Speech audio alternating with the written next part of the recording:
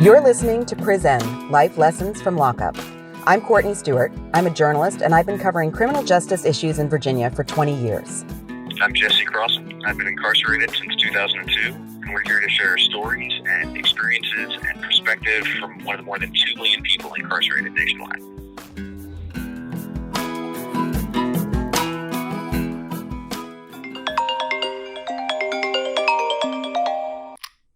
Hello. This is a prepaid debit call from Jesse. Morning. Good morning. How are you? I'm doing well. Yourself?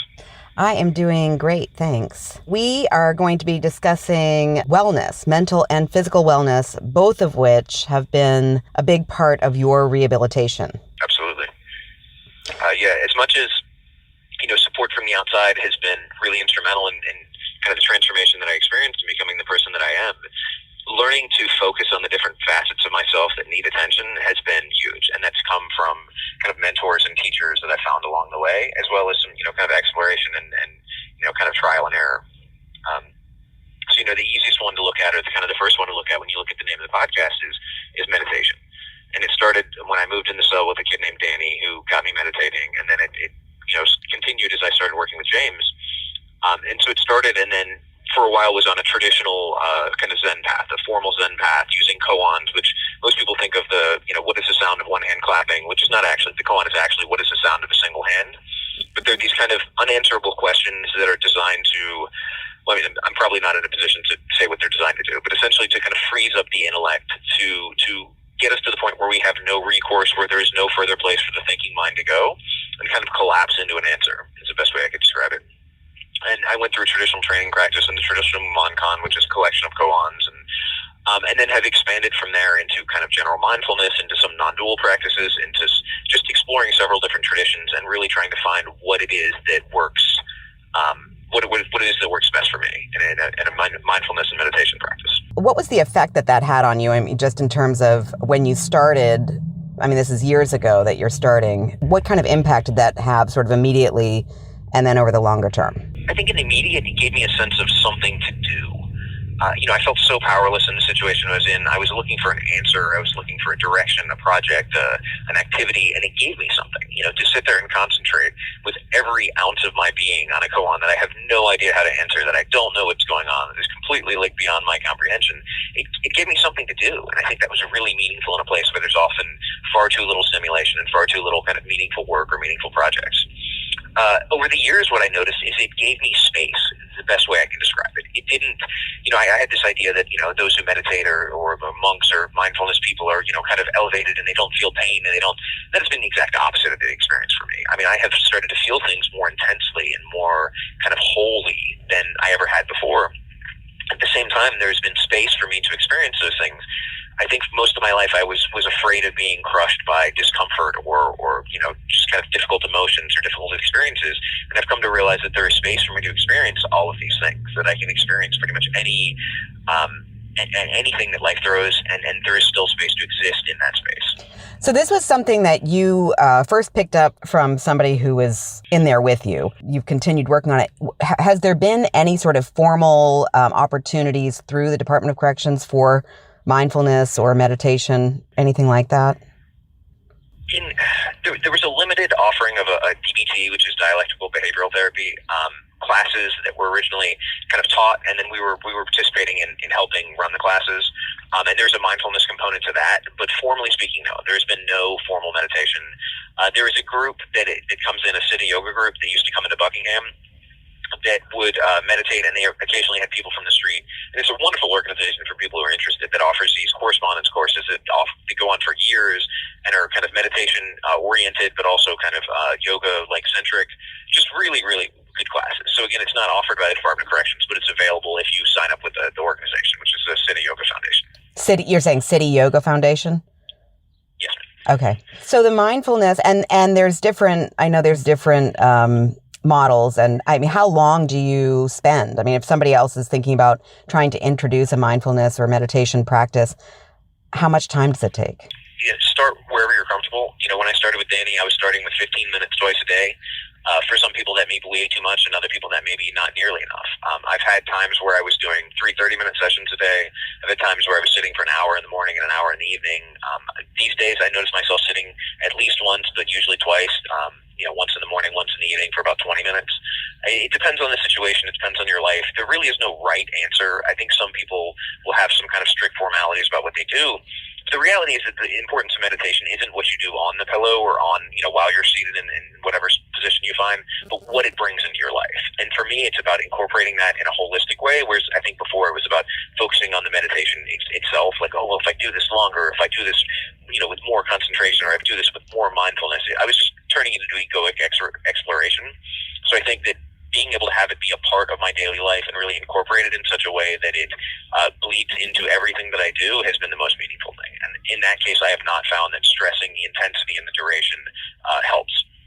So that's sort of a component of the mental wellness and sort of and that area. Physical activity, physical wellness is also something that you've been incredibly dedicated to over the years, and that I also share that interest and belief that really improves the quality of life. But the access to things and the opportunities are limited in prison, as you've told me about.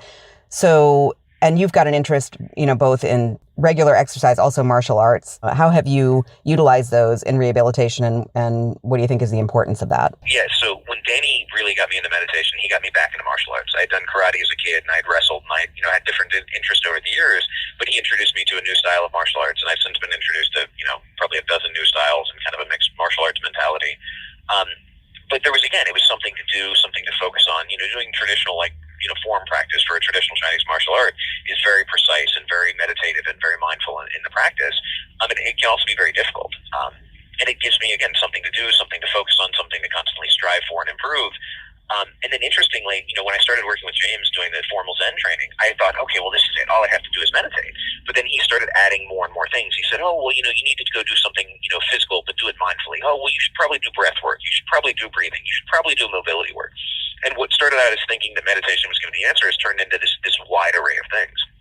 So, I've tried different things over the years. I really try to take kind of the CrossFit, I know that's a brand name, but the kind of varied mentality. I try to do something for strength. I try to do something for power. I try to do something for speed, something for mobility, something for balance.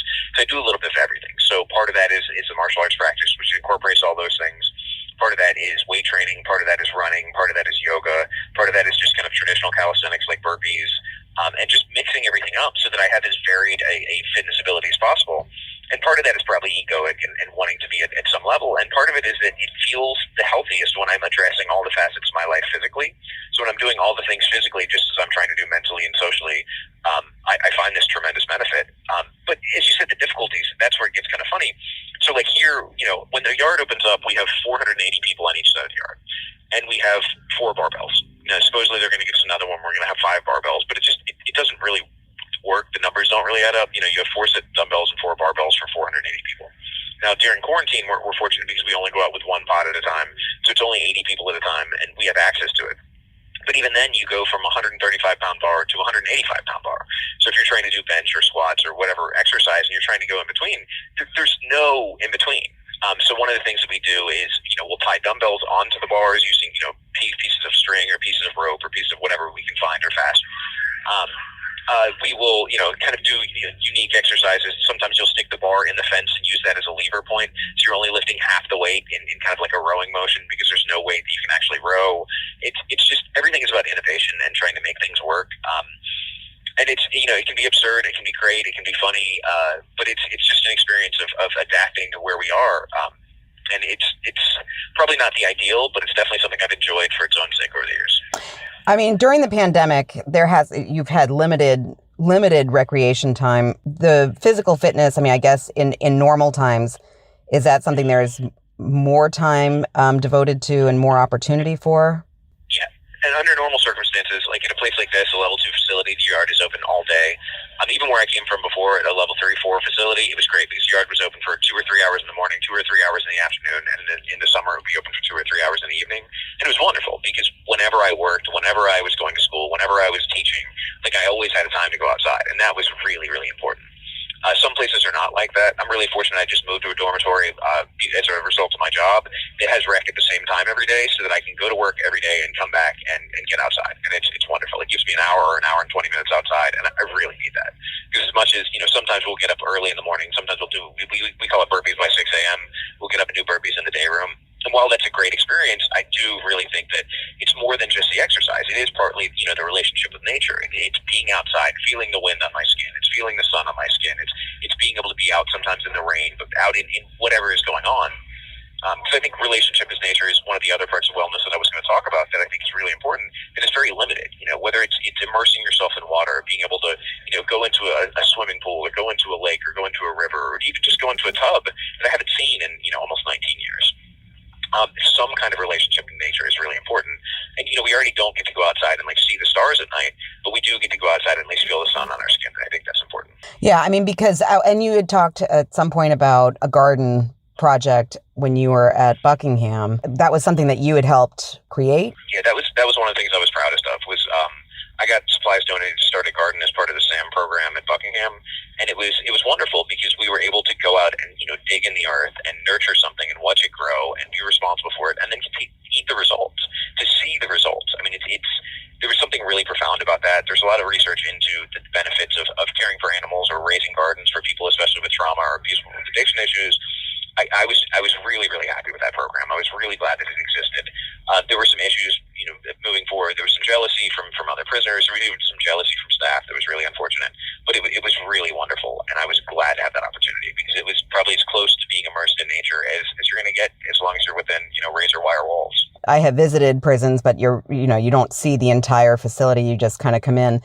My impression is that from the several that I've been to, it's a fairly monochromatic environment, kind of concrete and not a whole lot of green. Is that the case in most places, or is that just sort of what I've been exposed to?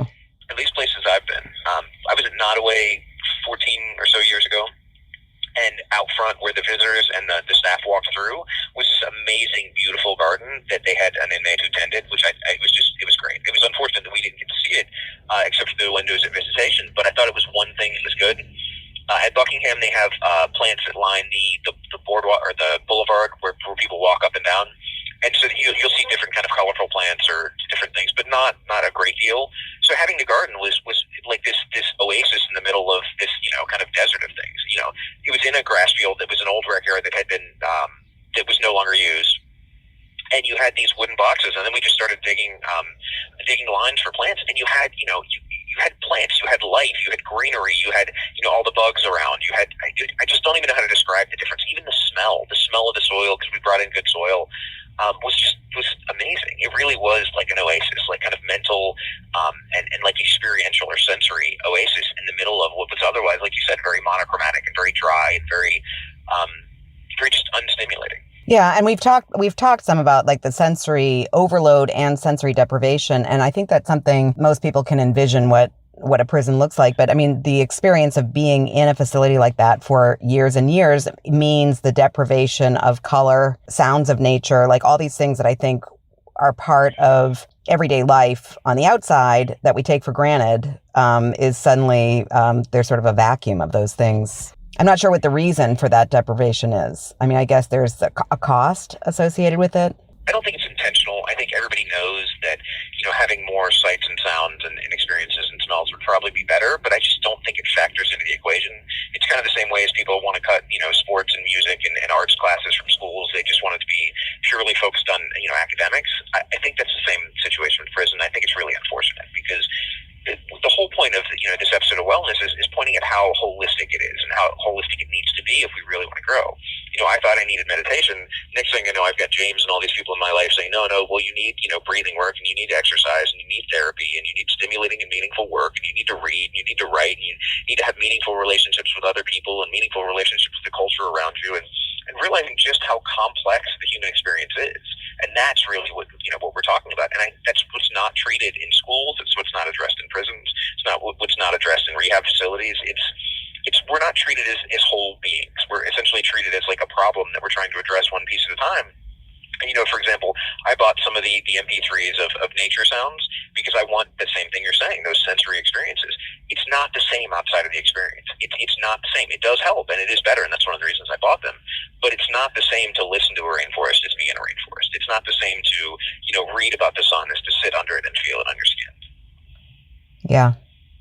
So, I mean, do you have thoughts specifically on what could be implemented or how this might be improved, maybe in the short term versus, I mean, there's obviously probably grand redesigns, but are there things that you think would be effective immediately? Absolutely. I think increasing therapeutic access, one of the models that I've kind of written an outline for involves putting people who are, counselors and psychologists and social workers in charge of daily operation rather than security. I mean, security is obviously a necessity. We don't want people getting out of prison. We don't want, but when the design is a healing environment, as all the signs around the prison say, when that's actually the focus, it makes a dramatic difference. That means incorporating all these all these areas of wellness. That means, having meditation classes. It means having more therapy, having more group therapy, having more access to resources, having more access to time outside and experiences, having more of a focus on physical fitness and physical wellness and things like yoga and mobility work and breathing exercises. It means, encouraging and figuring out different ways to expose people to different things to read and write and different ways to interact with other people and building, social connections on the outside. Because again, we're not islands. We can't exist as islands. And we need that relationship with others as much as we need to, kind of improve or better ourselves. So I think looking at all of those different things and saying, okay, how can we treat each individual, as an individual, but also as part of a social group, as part of society? How can we treat them with more respect, more dignity, and more humanity? And how can we make their life richer? And I think a lot of people feel resentful when they say that. Well, these people in prison don't need to be rich. But, when you're fed, for example, bad food all day, and I have to say that the food supervisor here has said that he was going to try to make a difference, and he has made, since I've been here, a dramatic difference in the food. When I got here, the food was pretty rough. But if you feed people bad food all day, or if you deny people access to friends and family, or if you deny people, access to time outside, well, that doesn't make good people. That doesn't make people who are well and ready to go participate in society. The Right. idea is to nurture people and to make them as healthy and well and connected as possible. And then those are the people who are least likely to offend in the future. Those are the people who are least likely to go out and commit a selfish act of kind of desperation, which is what got them here in the first place. Yeah. I mean, I was going to say, I can sort of imagine people saying, it sounds like you're describing, imagining a Club Med, turning prison into Club Med. I'd like to go someplace where I get to meditate and have counseling. I mean, all these things. I mean, I think everybody could benefit from it, but I don't think that's not the message here. The message is that rehabilitation requires addressing these things. And if the point is to create a better society and people who come out, as you mentioned, ready to participate and ready to be pro-social, then depriving them of all of these experiences and healing opportunities really isn't good for anybody. Absolutely.